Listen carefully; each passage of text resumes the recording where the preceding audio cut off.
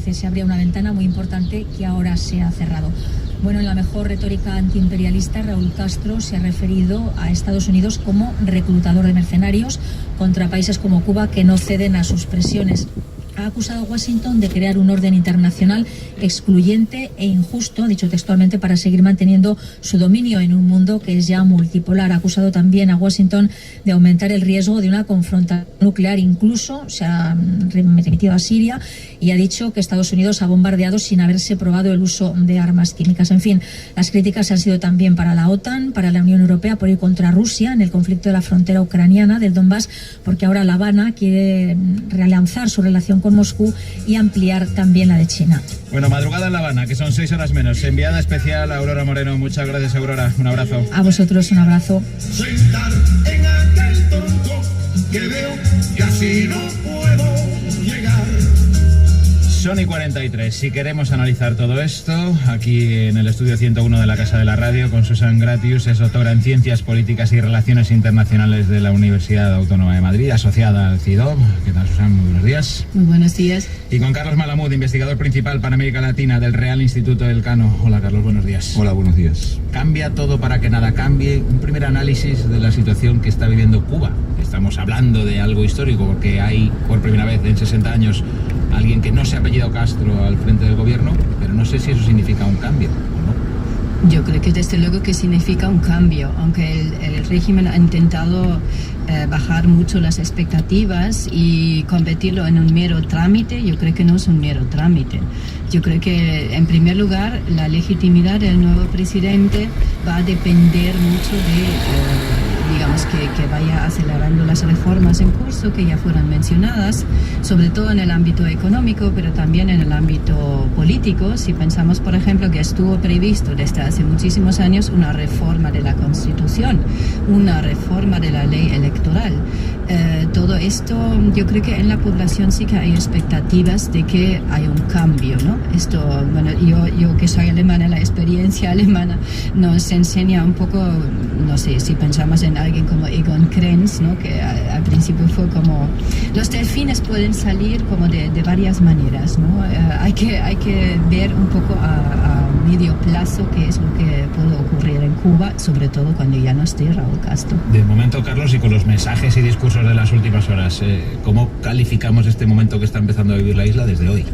Vamos a ver, yo coincido con Susana en que hay un cambio, evidentemente. El hecho de que no esté un Castro, de que no esté un comandante de la revolución, de que no haya un militar, supone evidentemente una transformación, pero el peso del aparato del Partido Comunista, el peso de la Fuerza Armada Revolucionaria, el peso del aparato económico controlado por los militares sigue estando ahí. Por lo tanto, las posibilidades de que algo cambie son limitadas. Es verdad que uno nunca sabe cómo son los delfines, pero para que haya un delfín que pueda hacer algo necesita tener soportes, y esto de momento Díaz-Canel no lo tiene. Es decir, Suárez pudo hacer la transición en España porque a su lado estaba el rey Juan Carlos, porque si no, esto no hubiera sido posible. Es decir, Suárez por sí mismo no hubiera logrado hacer la transición, y Díaz-Canel por sí mismo tampoco lo va a poder hacer. Y de hecho, en relación con las reformas, había muchas expectativas en el pueblo cubano. Yo creo que estas se han enfriado bastante, y la pregunta recurrente es, bueno, si Raúl Castro, que era un militar, que controlaba el ejército, etcétera, etcétera, con múltiples resortes de poder, no pudo emprender las reformas más importantes, por ejemplo, una reforma crítica que es la eliminación del doble sistema de moneda, está ahí pendiente. ¿Cómo va a poder hacer Díaz-Canel una labor de este tipo? ¿Cómo y cuánto de libres tienen las manos Díaz-Canel para afrontar todos estos retos? ¿Es absolutamente libre? ¿Todavía no? ¿Cuando ya no esté Raúl Castro, acaso? Bueno, se ha dejado todo atado, ¿no?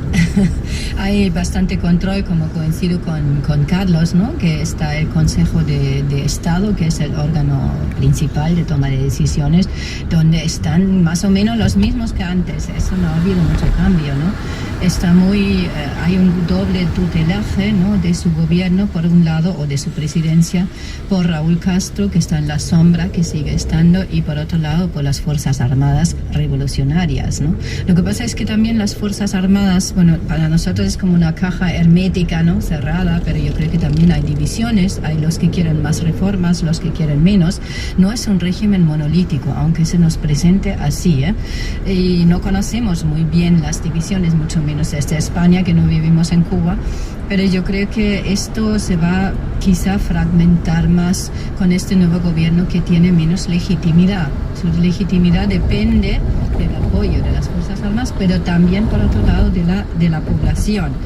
Y bueno, lo que acaba de comentar Carlos de la reforma monetaria pendiente, prácticamente desde el inicio, cuando se cayó desde el inicio de los años 90, sería quizá un suicidio. No creo que empiece por ahí, ¿no? Porque las desigualdades en un contexto económico bastante crítico, ahora nuevamente, porque ya no está el aliado venezolano, yo creo que no va a ser lo primero que va a emprender, porque esto es muy complicado, tiene muchísimos costes sociales, o necesitas más crecimiento económico para compensar estos costes. ¿Qué sabemos de Díaz-Canel? Bueno, sabemos que hoy es su cumpleaños, que no es poca cosa, y cumple 58. Sabemos que su bisabuelo era de Asturias, de Castropol, pero poco más. No tiene la épica de la revolución de Sierra Maestra, no tiene grandes épicas. Otras profesiones que no están incluidas, digamos, por ejemplo, si pensamos en los académicos o los abogados, turno pendiente, yo creo que todo eso tiene que ir cambiando.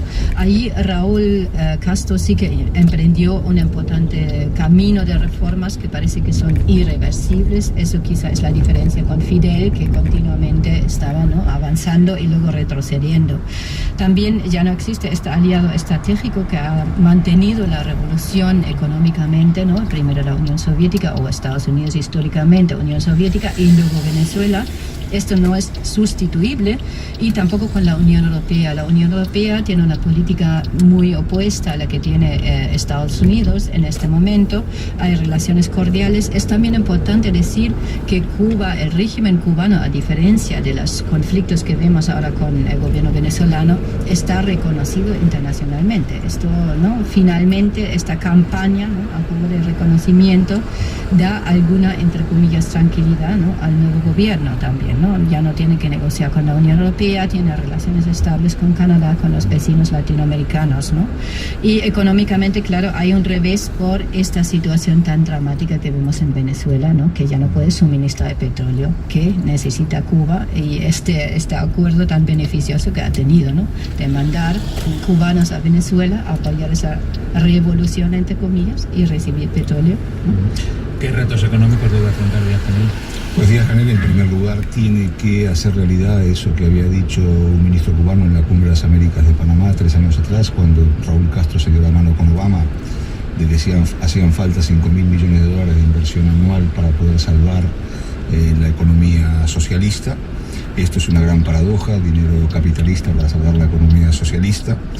Hace falta revertir la parálisis que se introdujo, y alguna marcha atrás también en el mercado libre, que ya no es tan libre, y en el control de precios, que se ha restablecido en muchos aspectos.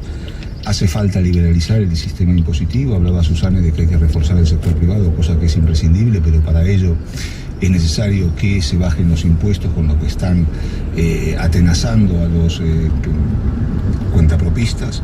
Hace falta que estos mismos cuentapropistas puedan contratar personal de una manera mucho más fácil, más sencilla, y para poder ampliar sus negocios, cosa que tienen bastante limitado.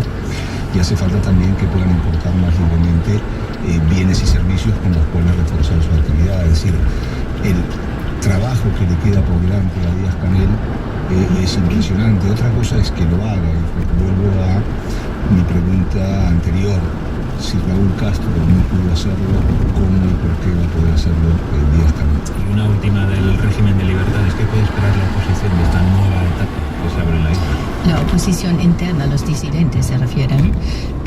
Bueno, quizá un último punto a la cuestión económica. No hay que olvidar que en Cuba no tiene un problema económico en el fondo, porque si pensamos que se abre a Miami, digamos, a los cubanos que están viviendo en el exilio, hay bastante disponibilidad de invertir. Lo más pendiente, lo más importante sería negociar también con esa oposición, con Estados Unidos y sobre todo con los de la oposición que viven fuera, que son cada vez más. Los disidentes internos han ganado algo en espacios, por lo menos se pueden mover libremente, pueden salir del país.